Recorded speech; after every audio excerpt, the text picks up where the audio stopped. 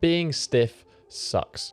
Let me rephrase that. Being inflexible sucks. It can impact our daily activities and also our progress to more specific advanced movements such as the press to handstand. Whether it's from being able to touch your toes or to be able to perform a full split, being able to express your range of motion fully can really help you just move more freely, but also unlock potential for better progress in the gym. And it's hard to kind of know where to start, what to work on, and what to focus on achieving so that you can move better and achieve those advanced flexibility positions. And that's what I want to outline in today's video with some flexibility levels.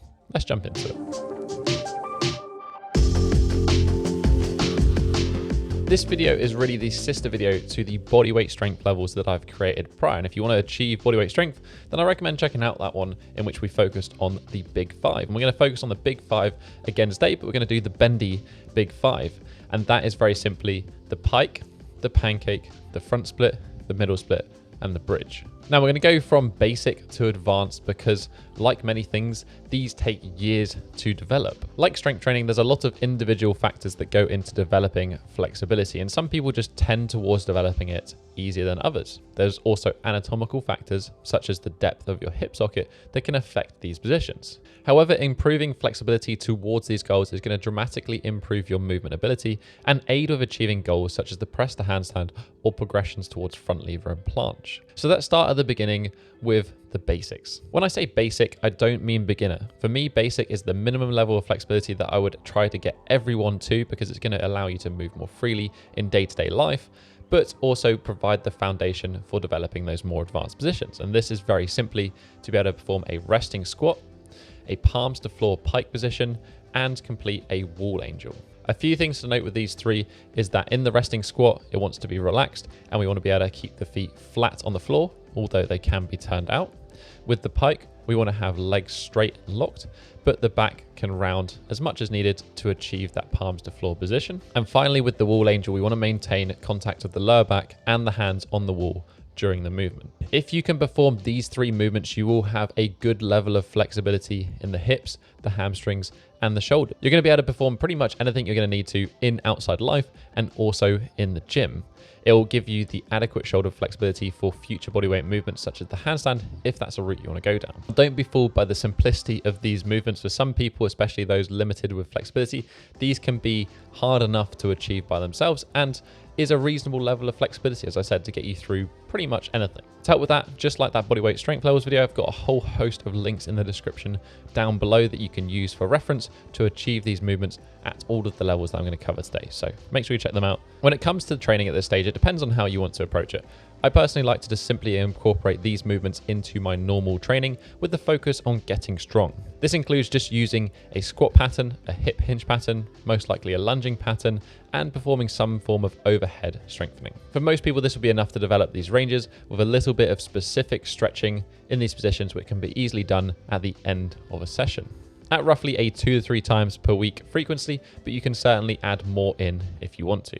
I know a lot of people like the follow alongs on this channel, and you can just easily do them in addition to your normal training, and you're probably going to see some good improvements in flexibility over time. Let's say you kind of tick these off and you want to work towards the next level. Well, what should you be working on in the meantime? Ideally, I would like to see people develop their shoulder rotation further, and I'd also like to see people working on their hip rotation as well, both external and internal. Things like the 90-90 and the hip swivels, they're in pretty much all follow-alongs. They're great. I'd then like to see people beginning to work on the foundations of these more advanced positions, building up strength in things like the long lunge, the horse stance, the Jefferson curl, and various types of good morning. This will really help unlock the lower body and prepare us for those future positions. This brings me to basic plus, which is really just a development on that basic level, but kind of where we would want to get to before we start seriously working on things like split, pancake, middle split, etc. These are full shoulder rotation, a seated bench good morning, Jefferson curl with 20% body weight load, a parallel long lunge, a parallel horse stance squat, and a pigeon position. With the shoulder rotation, we're looking for around 180 degrees of movement, keeping the shoulders back and down. Ideally, we want more than 90 degrees external rotation, something like 100 plus degrees. More is nice. And then we're going to look for 180 degrees from that point into internal rotation. Certainly more is better and more can easily be achieved. The seated good morning is what we need to see the hips properly rotate and can prepare us for the pancake. Here I'm looking for the hips to move and the back to remain neutral, getting the chest down towards the bench. The knees need to be bent to no less than 90 degrees, although a little bit more open is ideal. Weight isn't necessarily important here, but you should be able to manage some load in this position. The Jefferson Curl really just ensures we have fully lengthened and strengthened hamstrings and posterior chain.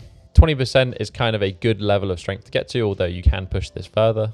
With the long lunge, we're looking to get those femurs parallel, and this is basically us getting into a front split position, but with that front leg bent. Likewise, the horse stance squat is really the same hip position as the middle split, but we're going to have the legs in a bent and less intense position. These really are just the foundations to strengthen these positions and prepare us for those future movements. Pigeon is added here as a nice to have because I think hip rotation really does help unlock the lower body. It certainly is going to be a net positive to your flexibility development, although you don't need to have that full pigeon position here. I would just something that I would note and keep working on throughout if it is something that restricts you. Training at this stage requires a little bit more focus than that basic position, but can be done in a similar way. Incorporating movements that develop these ranges such as split squats, good mornings, horse stance squats, etc. is going to help continue to develop that range of motion and that additional bit of stretching or flexibility work at the end of a session. Pairing it with the movements that you train in the session will really help to improve your flexibility. Again, 2 to 3 times per week works nicely for most people. In terms of training for the next stage, I would continue to work on strengthening the shoulders overhead. I would actually look at performing some basic bridge progressions here if you can handle it. You shouldn't really need to push your hamstring range much more than you have currently, unless you want things like head to toe, and it will be covered by training the front split with pretty much minimal extra work. I'd also begin by starting to train the pancake in a straight leg position. This is probably going to be done standing, and likewise with the middle split, I would like to see it done in a straight leg position, usually with isometric holds. This leads us to intermediate, and I mean at this stage you should have a reasonable level of flexibility and be able to get into some positions that mimic those end goals that we're after. Here I'm looking for people to be able to perform a full active shoulder flexion lift, be able to get into a seated neutral back pancake position, have a parallel front leg lift, and active split holds. This bit is a little bit more nuanced, and I'll touch on that at the end. The shoulder flexion lift is more of an assessment here to see if you have strength through range. Really at this point, you should be working on something like a feet elevated bridge position or training those shoulder flexion lifts with weight. And there is other factors that affect bridge, such as thoracic rotation, but in terms of levels and assessments, I think this is a good one to hit. The seated pancake, we're looking to be able to get into a position where we can achieve roughly a 45-degree angle with a neutral spine. Like the seated good morning, this means we have good hip rotation in this position, and we can then start on working to close out the pancake into a more full position. The active leg lift is displaying our hamstring range of motion actively and ensuring that the hip flexor has sufficient strength to match it. If you cannot lift into these active ranges, and this goes for a whole host of positions, you may find that you make really great flexibility progress by simply just getting stronger in that closing side. As I mentioned with the active holds, really this is just about mimicking the position and gradually going lower down to the ground. This doesn't mean that your training will just look like active holds. This is one way to do it, but ultimately there are many different exercises out there that you can use for reps or different things, many of which I've covered and many other people have covered in their great flexibility content. I simply like to use active positions as a way to measure our progress because progress measurement is challenging with flexibility work. Using targets to assess how close we are to the ground is a great way to focus your training and then also see how you're getting on. Things like yoga blocks and other objects work really well in your side and front split to see how your progress is moving. At this stage, if you want to achieve any of these advanced positions, they need to be more intensely worked and performed more like strength training specifically for these movements. You're going to want to work them for multiple sets with multiple exercises 1 to 2 times per week, maybe with some additional more passive work done in between. We also need to make sure that we're applying progressive overload because flexibility training is strength training. At the end of the day, we need to be either going deeper, performing more hold time, adding more load, making things harder and improving week by week. At this point, next step should really just be focused around spending more time in these positions, whether that's through sets, reps, or hold time. There are certainly some nuanced things to unlocking these positions, but with the focus of getting more time there, a lot of people will see progress. Sometimes it might take years to achieve. We will get to the final advanced stage, which is basically being able to perform all of these movements in their full positions. From my personal experience training and coaching, for most people, pike will be pretty simple to achieve, as will pancake. Front split and bridge can be a little bit more temperamental and take some more time because the hip flexors and the spine can take longer to open up.